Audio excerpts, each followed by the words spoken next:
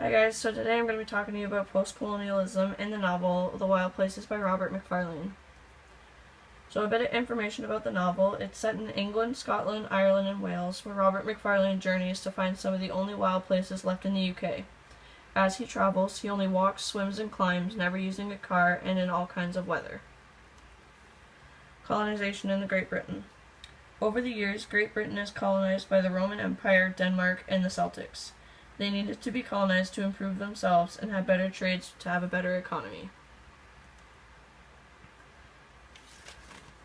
After World War II, there became different worlds: First World, Second World, and Third World. The definition of a First World is a country characterized by political stability, democracy, rule of law, a capitalist economy, economic stability, and a high standard of living. This means that they're not struggling in very many parts of living. All four countries, Ireland, England, Scotland, and Wales, are defined as first world countries.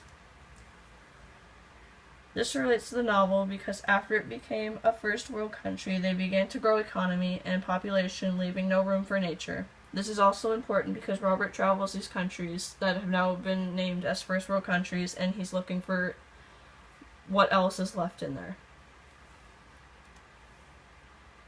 So this is a quote from a secondary source, and it says, "This is partly because wildness in early 21st century Britain is a hard thing to find, pushed to the margins, or so he begins by thinking, where it has not been entirely vanquished by pollution and modern farming and population growth." Andrew Motion.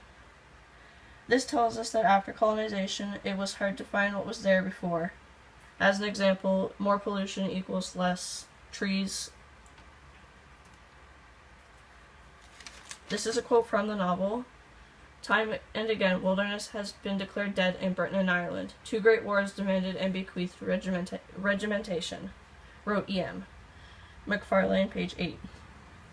This quote is basically telling us that the wars destroyed what beauty Britain had and Ireland had that was left.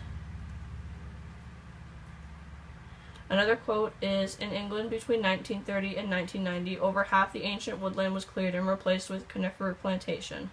Macfarlane 9. This quote is telling us that colonization caused us to kill trees for room for more population and buildings and My final quote is, "The Celtic Christian culture of retreat originated in the Ireland of the 5th and 6th century, begun by St. Patrick in the 430s, and inspired by the desert saint of the preceding centuries, the practice of centrifugal motion, carrying men to the brinks of Europe and beyond." Macfarlane 24. Celtics were the first to colonize Britain. This quote is showing that they brought men to Europe from Britain to work for them and help improve their economy and also Europe's. In conclusion, colonization ruined the only wild places left in the UK, leaving them with only economy.